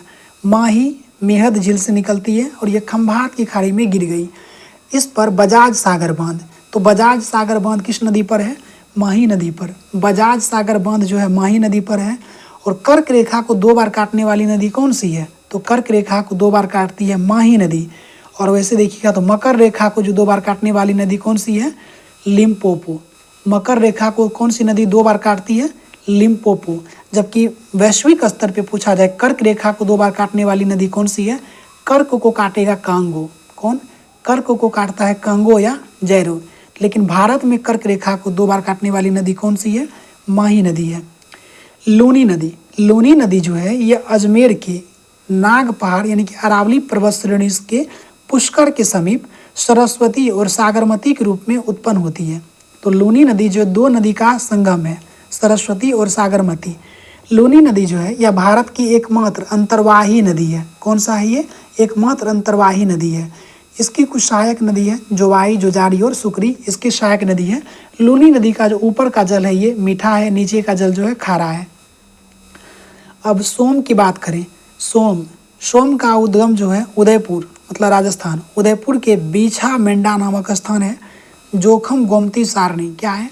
जोखम, गोमती और सारणी जो है ये सोम की सहायक नदी है। बनास की बात करें, बनास मतलब वन की आशा, बनास मतलब वन की आशा। और ये जो है खमनौर की पहाड़ी मतलब राजस्थान से निकलती है और ये बनास, बनास किसकी सहायक नदी है? चंबल की। क्षिप्रा भी चंबल की सहायक नदी है। यह एकमात्र ऐसी नदी है जो संपूर्ण चक्र राजस्थान में ही पूरा कर लेती। कौन? बनास। बनास नदी जो है संपूर्ण चक्र जो है राजस्थान में ही पूरा कर लेती है। इसकी जो सहायक नदी है कौन सब है? जैसे कि बेरज कोठारी, बेरज कोठारी, मानसी खाड़ी, मोरेल। कौन सब है? बेरज कोठारी, मानसी खाड़ी और मोरेल। तो बनास की सहायक नदी बेरज कोठारी, मानसी खाड़ी, मोरेल। बाणगंगा, बाणगंगा जो है बैराठ की पहाड़ी जयपुर से निकलेगी। इसमें ज़्यादा क्वेश्चन पूछा नहीं गया है। अब कृष्णा से क्वेश्चन पूछा जाता है तो दक्षिण भारत की जो ये दूसरी सबसे बड़ी नदी लंबी है ना 1401 किलोमीटर। महाबालेश्वर के समीप पश्चिमी घाट, महाबालेश्वर के समीप पश्चिमी घाट यानी महाराष्ट्र से निकलती है कृष्णा नदी और ये बंगाल की खाड़ी में गिर जाएगी। कृष्णा की सहायक नदी पूछी गई है कई एग्जाम में, जैसे कि भीमा, क्या है? भीमा है, तुंगभद्रा है, अमरावती, मूसी, कोयना, घाट प्रभा, माल प्रभा, ये पंचगंगा और दूध गंगा। वैन गंगा, पेन गंगा गोदावरी की सहायक नदी है, लेकिन दूध गंगा और पंचगंगा कृष्णा की सहायक नदी है। गोदावरी की बात करें तो ये प्रायद्वीपीय भारत की सबसे लंबी नदी है। ये त्र्यंबकेश्वर पहाड़ी से निकलती है और ये बंगाल की खाड़ी में गिर जाएगी। 1465 किलोमीटर इस नदी की लंबाई है। इसको वृद्ध गंगा या दक्षिण गंगा कहते हैं। गोदावरी की जो प्रमुख सहायक नदी है कौन सब है? इंद्रावती है, प्राणहिता, मंजीरा, सबरी, पूर्णा, वैनगंगा, प्रवदा, वर्धा। वैनगंगा, पेनगंगा जो है गोदावरी की सहायक नदी है। पूर्णा, प्राणहिता ये जो है गोदावरी की सहायक नदी है। कावेरी की बात करें तो कावेरी मतलब ब्रह्मगिरी की पहाड़ी, कावेरी मतलब ब्रह्मगिरी की पहाड़ी से निकलेगा। उसके बाद कावेरी नदी की लंबाई 800 किलोमीटर है और इसे दक्षिण भारत की गंगा कहते हैं इसके पवित्रता के कारण। शिव समुद्रम जलप्रपात जो है ये कावेरी नदी पर ही है। कावेरी नदी की जो सहायक नदी है हेमावती, अमरावती, अर्कावती, सिमसा, नोय्यल, भवानी ये सभी सहायक नदी है। अमरावती की बात करें तो अमरावती जो है कावेरी और कृष्णा दोनों की सहायक नदी है। कावेरी और कृष्णा दोनों की सहायक नदी है अमरावती। तुंगभद्रा की बात करें, तुंगभद्रा जो है कर्नाटक के पश्चिमी घाट पर स्थित तुंगा और भद्रा नामक स्थान से मिला है। मतलब तुंगभद्रा जो है ये गंगा मूल चोटी से निकलती है कर्नाटक से। इसकी जो प्रमुख सहायक नदी है कुमुदवती, मगारी, हिंद और वर्धा। देखिए वर्धा गोदावरी की भी सहायक नदी है, लेकिन तुंगभद्रा की भी सहायक नदी है वर्धा। वर्धा, मगारी, हिंद, कुमुदवती ये जो है तुंगभद्रा की सहायक नदी है। पेन्नार, अब पेन्नार की बात करें तो पेन्नार जो है ना ये चेन्ना केशवा पहाड़ी कर्नाटक से निकलती है। पेन्नार की सिर्फ 2 सहायक नदी याद रख लेंगे आप, पापहानी और चित्रावती। पापहानी और चित्रावती जो है पेन्नार की सहायक नदी है और ये कर्नाटक से निकलती है। दक्षिणी टोन्स की बात करें तो कैमूर पहाड़ी बिहार हो गया और ये तमाशा कुंड जलाशय से निकलती है और इस पर बिहार जलप्रपात है। बिहार जलप्रपात जो है ये दक्षिणी टोन्स नदी पर है। पेरियार जो है पेरियार झील, यह नदी केरल में प्रवाहित होती है। उमियम झील कहाँ है? मेघालय में। मेघालय की एक छोटी नदी है ये। हुगली की बात करें तो इसके बारे में याद रखेंगे कि हुगली जो है गंगा की एक शाखा है। तो हुगली जो है ये गंगा की सहायक नदी है कह सकते हैं, जो कि धुलिया में यानी कि पश्चिम बंगाल के दक्षिण गंगा से अलग हो गया है और ये हुगली जाके गिरेगा कहाँ? बंगाल की खाड़ी में। इससे जो क्वेश्चन यहाँ बनता है कि देश का जो सबसे ऊंचा ज्वारीय ज्वार भित्ति वाला नदी कौन सा है? हुगली। इस नदी का मुख जो है भारत की सभी नदियों में सबसे बड़ा है। किसका सबसे बड़ा नदी मुख किस नदी का है? हुगली का है। हुगली की जो प्रमुख सहायक नदी है उसका नाम क्या है? जलांगी। जलांगी जो है हुगली की सहायक नदी है। बेगई की बात करें तो इसकी सहायक नदी है कुमम है, वर्षानाड, सिरिलियर, तेवियार। ये सब क्वेश्चन पूछा नहीं गया है कभी। अब देखिए पंचनद में पंजाब की 5 प्रमुख नदी आता है। कौन? झेलम, झेलम, चिनाब, रावी, व्यास, सतलज। एक क्रम मैंने इसे याद कर रखा है, झेलम, चिनाब, रावी, व्यास, सतलज। नदी की लंबाई का सोर्स बता दिया गया।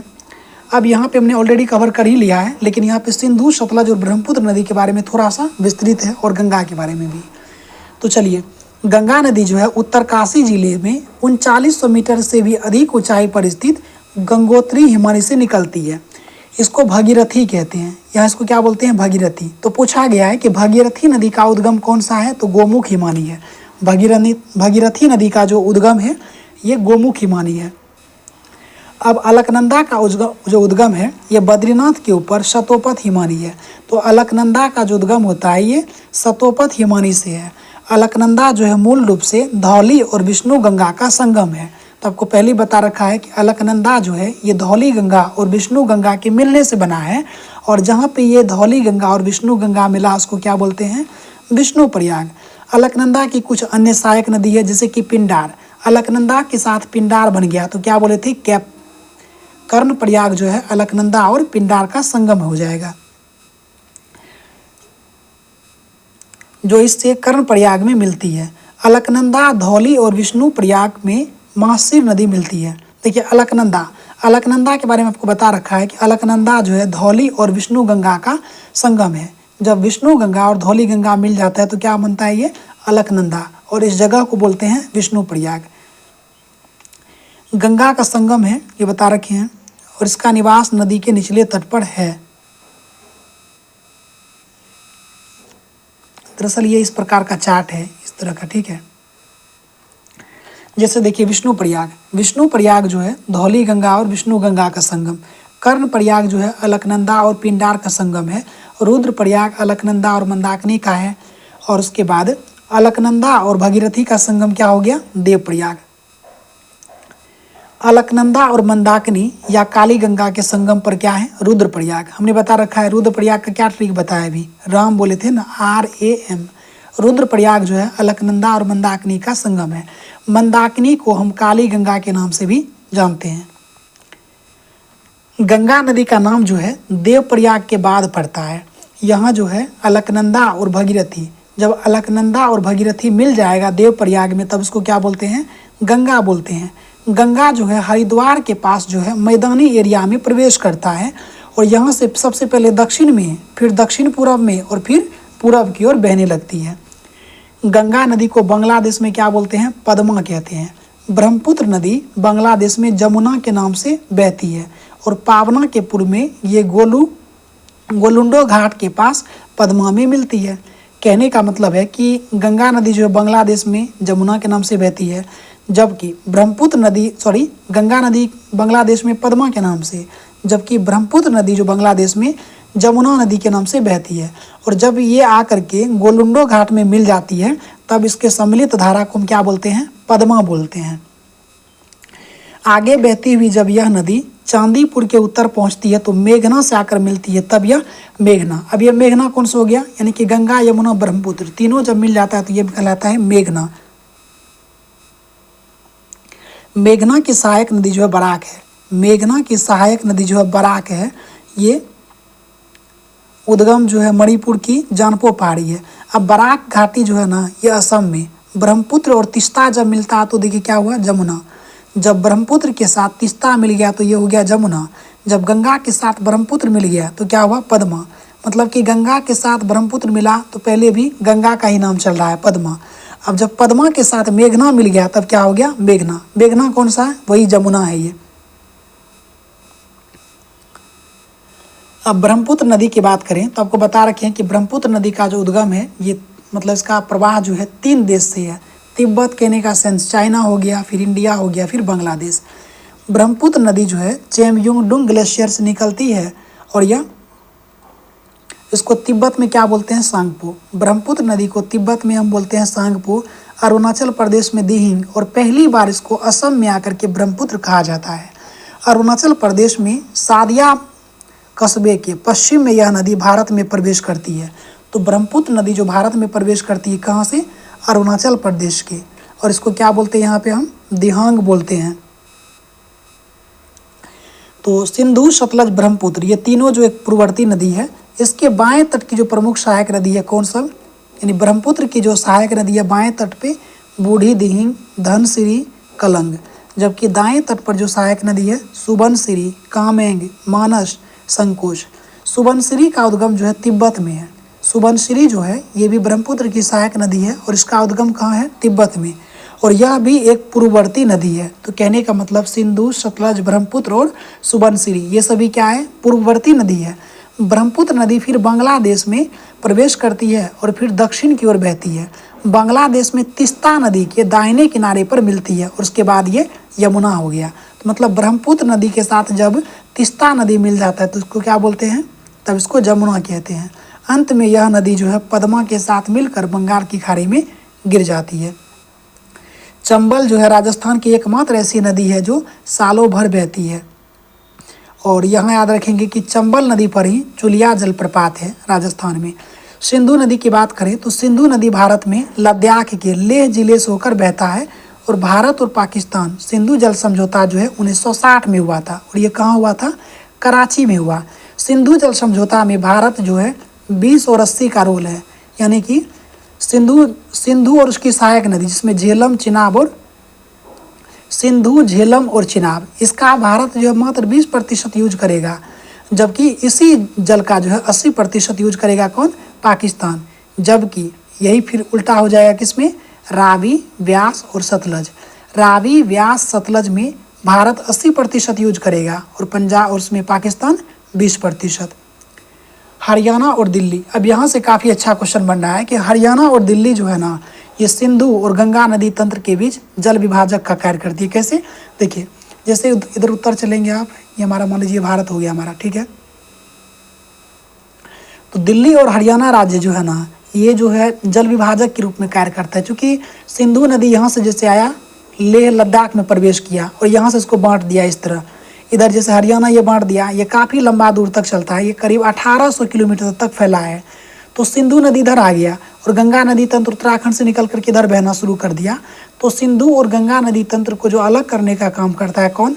हरियाणा और दिल्ली। तो ये यही कह रहा है कि हरियाणा और दिल्ली जो है सिंधु और गंगा नदी तंत्र के बीच जल विभाजक का कार्य करती है, क्योंकि इसके पूरब की नदियाँ बंगाल की खाड़ी, हमने आपको बता ही रखा है, जो इसके पूरब, जैसे कि ये हमारा अगर भारत हो गया तो पूरब की नदी बंगाल की खाड़ी और इसके इधर से जो गया ये सभी अरब सागर में गिरेगी, क्योंकि इसके पूरब की नदियाँ बंगाल की खाड़ी में और पश्चिम की नदियाँ अरब सागर में गिरती है। अम्बाला से सुंदरवन तक मैदान लगभग 1800 किलोमीटर फैला हुआ है, लेकिन उसके ढाल में गिरावट मुश्किल से लगभग 300 मीटर का है। अब देखिए, रायगढ़ और रत्नागिरी के बीच सावित्री नदी बहती है, जो इन दोनों स्थानों की सीमा का निर्धारण करता है। रायगढ़ और रत्नागिरी के बीच कौन सी नदी है? सावित्री नदी बहती है। वंशधारा नदी को ओडिशा के कालाहांडी जिले से निकलती है। देखिए, वंशधारा नदी जो है ओडिशा के कालाहांडी से निकलती है, जो कि गोदावरी और ऋषिकुल्यका नदी के बीच से बहते हुए बंगाल की खाड़ी में गिर जाती है। तो वंशधारा नदी जो है बंगाल की खाड़ी में गिरती है और ये दो नदी के बीच से बह जाती है। कौन सा? गोदावरी और ऋषिकुल्या। गोदावरी और ऋषिकुल्या के बीच से बहने वाली नदी कौन सी है? वंशधारा, जो जाकर के गिरेगा बंगाल की खाड़ी में। अब गोदावरी की बात करें, देखिए गोदावरी का जो जल ग्रहण क्षेत्र है ना, भारत के 7 राज्य में, इसमें दक्षिण भारत के 2 राज्यों को आप छांट देंगे। किसको? केरल, तमिलनाडु को हटा दीजिए। तो महाराष्ट्र पकड़िए, पहले आपका महाराष्ट्र हो गया, फिर मध्य प्रदेश हो गया, फिर छत्तीसगढ़ हो गया, उसके बाद उड़ीसा पकड़ लीजिए। उड़ीसा के बाद नीचे आएंगे तो आप आंध्र प्रदेश जब याद करते हैं तो तेलंगाना भी, चूँकि आंध्र प्रदेश से ही अलग हुआ, तो आंध्र प्रदेश, तेलंगाना, और फिर आप कर्नाटक याद कर लेंगे। तो टोटल मध्य जैसे महाराष्ट्र, मध्य प्रदेश, छत्तीसगढ़, उड़ीसा 4 हो गया, आंध्र प्रदेश, तेलंगाना 6 और कर्नाटक 7। तो ये 7 राज्य में जो है गोदावरी नदी का जल प्रवाह क्षेत्र है। बराक नदी की बात करें तो बराक नदी जो है मणिपुर के माउंट जानपो से निकलती है। बराक नदी का जो उद्गम कहाँ है? मणिपुर के जानपो पहाड़ी से निकलती है। यह भारत के असम, मणिपुर और मिजोरम राज्य में बहते हुए बांग्लादेश में प्रवाहित होती है। तो बराक नदी जो बात करें तो बराक नदी 3 राज्यों से बहती है, मणिपुर, मिजोरम, असम। बराक नदी की जो कुछ प्रमुख सहायक नदी है कौन सब है? जीरी है, धलेश्वरी, सिंगला, लोइंग, सोनाई। तो सिंगला, लोइंग, सोनाई ये किसकी सहायक नदी है? बराक की सहायक नदी है। बांग्लादेश में इसे सुरमा और मेघना के नाम से जाना जाता है। देख रहे हैं, बराक नदी जो है, बराक नदी बांग्लादेश में सुरमा और मेघना के नाम से जानी जाती है। बराक नदी को राष्ट्रीय जलमार्ग 6 भी घोषित किया गया है, याद रखेंगे। इस नदी पर तिहाई मुख बांध है। तिहाई मुख बांध कहाँ है? तो ये बराक नदी पर है। प्रायद्वीपीय नदियों का उत्तर से दक्षिण क्रम देखेंगे तो सबसे उत्तर में प्रायद्वीपीय है, जैसे महानदी आपका उड़ीसा हो गया। गोदावरी नदी का देख लीजिए कहाँ हो गया? महाराष्ट्र, आपको बताए थे ना, महाराष्ट्र में भी है, टोटल 7 राज्य में है। उसके बाद कृष्णा ले लीजिए, कृष्णा का तो कुछ कर्नाटक का क्षेत्र में भी है। उसके बाद पेन्नार आपका दक्षिण भारत, कावेरी, वेगई, ये हो गया इसका उत्तर से दक्षिण का क्रम। प्रायद्वीपीय भारत में नदी की लंबाई के अनुसार घटता क्रम देखेंगे। गोदावरी का कितना है? 1465, कृष्णा है 1401, नर्मदा हो जाएगा 1312, महानदी है 851, कावेरी 800 हो जाएगा और ताप्ती 724 किलोमीटर। भारत की 2 बड़ी नदी गोदावरी और कृष्णा को जोड़ने का कार्य जो है ये किया गया आंध्र प्रदेश सरकार के द्वारा। यहाँ से ये पूछा गया था पोलावरम नहर।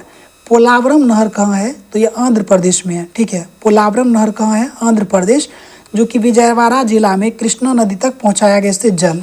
तो इसमें यही इंपॉर्टेंट बनता है कि पोलावरम नहर कहाँ है, तो ये आंध्र प्रदेश में हो जाएगा। गोवा में 2 प्रमुख नदी है, कौन, मांडवी और जुआरी। और मांडवी बताए थे क्या बनाता है, ये एस्चुरी बनाती है, क्योंकि ये पश्चिम की ओर बहने वाली नदी है।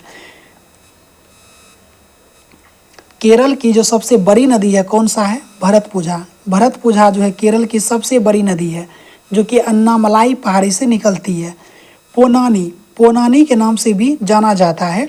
पेरियार केरल की दूसरी सबसे बड़ी नदी है। तो केरल की सबसे बड़ी नदी कौन सा है, भरतपुझा। दूसरा जो है पेरियार है। केरल में, केरल की जो पंबा नदी है वेम्बनाड झील में गिरती है। केरल में एक पंबा नदी भी है जो कि वेम्बनाड नदी में गिरती है। तो चलिए हमने आज इस चैप्टर को, नदी वाले चैप्टर को कंप्लीट कर लिया। मैं जानता हूँ कि वीडियो काफ़ी लंबा बना है, लेकिन आप इसको यकीन मानिए कि आप इसको पहले एक बार किताब से पढ़ लीजिए तो देखिए आपको कितना कुछ समझ में आ जाएगा। बाकी इसका ऑब्जेक्टिव क्वेश्चन आप लूसेंट ऑब्जेक्टिव से ज़रूर प्रैक्टिस कर लीजिएगा। उसको मैं कहीं ना कहीं आपको किसी माध्यम से दे दूँगा। हमारे चैनल के कम्युनिटी टैब पर इसको मैं पोस्ट कर दूँगा, खास करके लूसेंट का जो है ना ये नदी वाला चैप्टर। तो आज हमने इस नदी वाले चैप्टर को कंप्लीट कर लिया। तो मिलेंगे, अब सिर्फ 2 चैप्टर बचा हुआ है, जिसमें एक तो जनगणना वाला चैप्टर हम कर लेंगे, उसके बाद एक भारत के कृषि, जलवायु और एक उद्योग से संबंधित है। उद्योग से संबंधित वाला वीडियो मैं नहीं लाऊंगा, उससे एक आध प्रश्न पूछते हैं और लेकिन काफ़ी लंबा पढ़ना पड़ेगा, तो उतना हम नहीं देखने वाले हैं। तो चलिए इस वीडियो को यहीं समाप्त करते हैं, मिलते हैं नेक्स्ट वीडियो में, तब तक के लिए धन्यवाद।